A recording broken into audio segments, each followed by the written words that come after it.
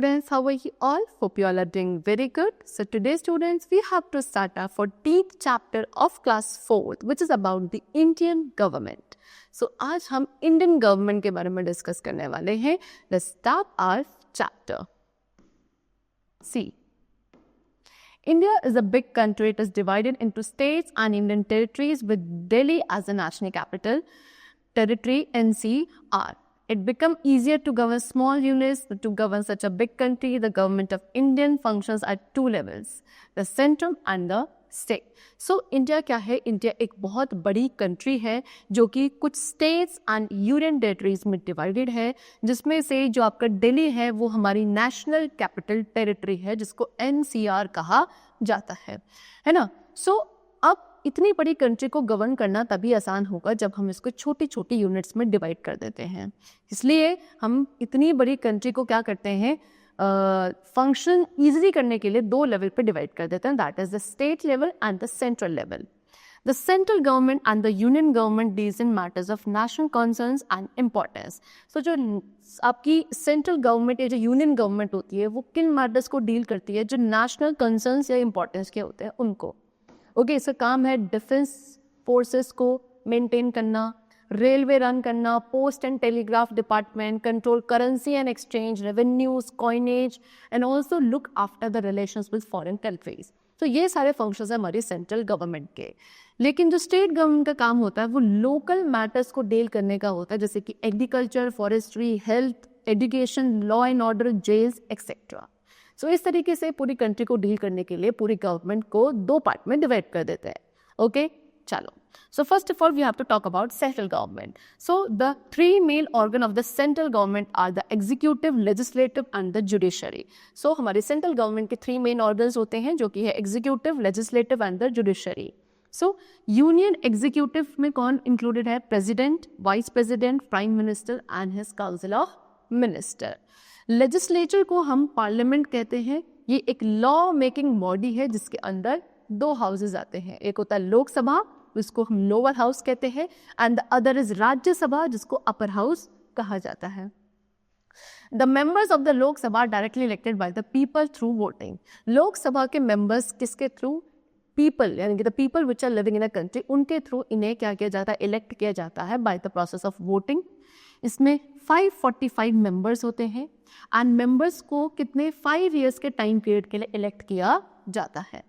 An Indian citizen of about 25 years of age can stand of the लोक सभा election. एक Indian citizen जो कि 25 इयर्स या उससे ऊपर की एज का है वो लोकसभा इलेक्शंस के लिए स्टैंड कर सकता है. सभी इंडियंस जो 18 इयर्स से अबव एज के होते हैं उनके पास राइट टू वोट होता है.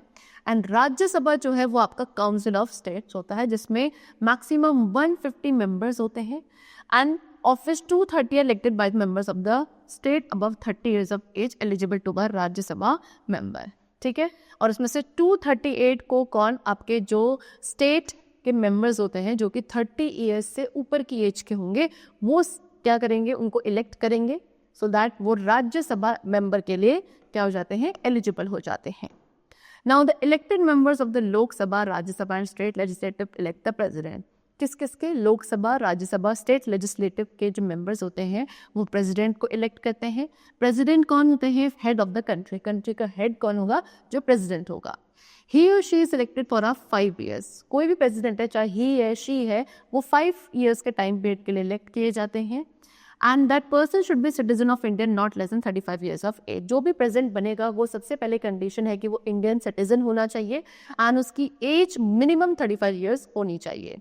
President live in Rashtrapati Bhavan in new Delhi. President कहाँ रहते हैं? न्यू दिल्ली में जो राष्ट्रपति भवन है वहाँ रहेंगे.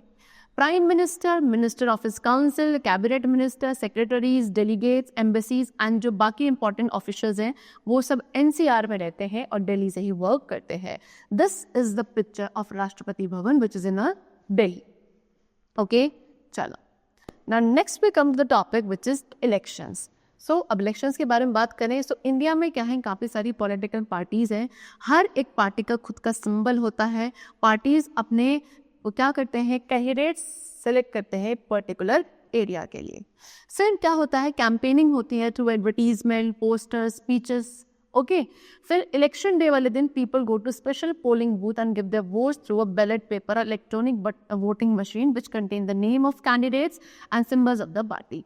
फिर इलेक्शन डे वाले दिन जो लोग हैं वो स्पेशल पोलिंग बूथ पे जाते हैं, वहाँ जाके अपना वोट देते हैं एक बैलेट पेपर या इलेक्ट्रॉनिक वोटिंग मशीन की तरह थ्रू, जिसको ईवीएम कहा जाता है। उस ईवीएम के अंदर क्या होते हैं, कैंडिडेट्स के नेम्स होते हैं उनकी पार्टी के सिंबल के साथ। Okay so candidates who get the votes in majority is elected for the parliament. अब वो कैंडिडेट जिसको सबसे ज्यादा वोट्स मिलते हैं उसको पार्लियामेंट के लिए इलेक्ट कर लिया जाता है। एंड वो पार्टी जिसके पास मैक्सिमम नंबर ऑफ मेंबर्स होते हैं पार्लियामेंट के अंदर वो विनर बन जाती है और उसको मेजॉरिटी पार्टी कहा जाता है। ठीक है, now the president call the majority party to form the central government. अब जो प्रेसिडेंट होंगे वो उस मेजॉरिटी पार्टी को क्या बनाएंगे, सेंट्रल गवर्नमेंट बनाते हैं। And the leader of it is appointed as a prime minister of the country by the president. और उस पार्टी का जो लीडर होगा उसको बाय द प्रेसिडेंट कंट्री का प्राइम मिनिस्टर अपॉइंट किया जाता है। As the total strength of Lok Sabha is 543 members, the president asks the prime minister to show the majority of 272 members from his party. Total strength जो है लोकसभा की वो कितनी है, 543 मेंबर्स की है। तो प्रेसिडेंट प्राइम मिनिस्टर को क्या कहा जाता है कि उनको कम से कम अपनी पार्टी की कितनी 272 मेंबर्स की मेजॉरिटी शो करनी पड़ती है। समटाइम्स सिंगल पॉलिटिकल पार्टी में नॉट हैव दिस स्ट्रेंथ। कभी कभी ऐसा होता है कि किसी एक पॉलिटिकल पार्टी के पास इतनी स्ट्रेंथ नहीं होती है। So other parties make a single acceptance and join together form a coalition government. So उसमें क्या होता है, जो बाकी सारी पार्टीज हैं वो सिंगल एक्सेप्टेंस को लेकर सब उस पार्टी को ज्वाइन कर लेते हैं और क्या बना लेते हैं, कोएलिशन गवर्नमेंट बना देते हैं, सो दैट 272 मेंबर्स की क्या हो जाए, उसमें मेंबरशिप हो जाए। फिर जो प्राइम मिनिस्टर होंगे ही select the team of minister. वो अपने मिनिस्टर्स की टीम को सेलेक्ट करते हैं जिसको काउंसिल ऑफ मिनिस्टर्स कहा जाता है या मिनिस्टर ऑफ कैबिनेट कहा जाता है। ठीक है, इनका काम क्या है, डिफरेंट फील्ड्स एंड सेक्शंस में वर्क करना। Now the governor is the highest authority in the state. अब एक स्टेट के अंदर सबसे हाईएस्ट अथॉरिटी कौन होता है, गवर्नर होता है। President appoints him or her for the period of 5 years on the advice of the prime minister. President ही है जो गवर्नर को अपॉइंट करते हैं 5 years के टाइम पीरियड के लिए प्राइम मिनिस्टर की एडवाइस पे। He is the link between the central and the state government. Central and state government के बीच का जो लिंक होता है वो गवर्नर होता है।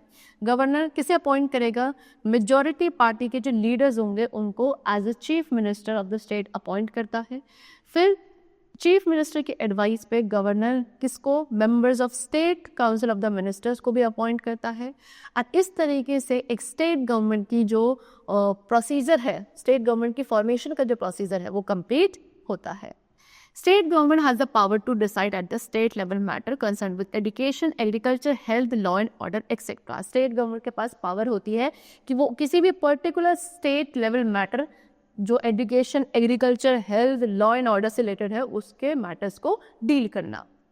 नाउ नेक्स्ट पे कम को जुडिशरी। जुडिशरी क्या है, मोस्ट इंपॉर्टेंट ऑर्गन है हमारी गवर्नमेंट का, सबसे इंपॉर्टेंट, बिकॉज इसका काम है जस्टिस यानी कि इंसाफ देना to the innocent and punishment to the law breakers and settle dispute between the people.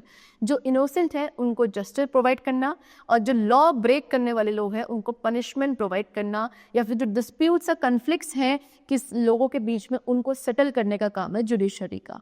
और इस पर्पस के लिए हमारे पास क्या होता है, लॉ कोर्ट होते हैं at the different level. Supreme court क्या है, हाईएस्ट कोर्ट है हमारे जस्टिस का जो कि न्यू दिल्ली में सिचुएटेड है। प्रेसिडेंट क्या करना लगता है, प्रेसिडेंट का काम है क्या, सुप्रीम कोर्ट के चीफ जस्टिस को अपॉइंट करना। The decision of the supreme court is final to all. Supreme court का जो डिसीजन होता है वो सभी के लिए फाइनल होता है। हाई कोर्ट स्टेट लेवल पे होता है और डिस्ट्रिक्ट कोर्ट आपका डिस्ट्रिक्ट लेवल पे होता है। Any decision taken by the district court can be reviewed by the high court and further by the supreme court. कोई भी डिसीजन जो कि डिस्ट्रिक्ट कोर्ट ने लिया है उसको हाई कोर्ट एक बार रिव्यू करता है और फिर जो हाई कोर्ट रिव्यू करता है उसको भी अगर रिव्यू करवाना है, फाइनलाइज करवाना है तो उसके लिए हम किसके पास, सुप्रीम कोर्ट के पास जाते हैं। Most states have own high court. बहुत सारे ऐसे स्टेट्स हैं जिनके अपने खुद के हाई कोर्ट हैं। कुछ केसेस में 2 स्टेट्स ऐसे होते हैं जिनका एक कॉमन हाई कोर्ट हो सकता है। हर एक डिस्ट्रिक्ट का अपना डिस्ट्रिक्ट कोर्ट होता है and under district and session जज, जो किसके, डिस्ट्रिक्ट एंड सेशन जज के अंडर लीड किया जाता है। द जजेस of the high court are also appointed by the president. High court के जजेस को भी कौन अपॉइंट करता है? प्रेसिडेंट अपॉइंट करते हैं। हाई कोर्ट का काम क्या है? डिस्ट्रिक्ट कोर्ट के फंक्शनिंग को सुपरवाइज करना। We should be proud to be an Indian and put our best to owe it has India is the largest democracy in the world।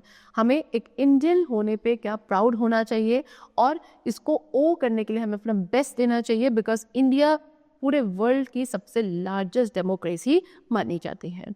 Okay, so the chapter has been completed. We have discussed many features of the Indian government. I hope the chapter was very clear to you. Let's meet in the next class and then take care and thank you everyone.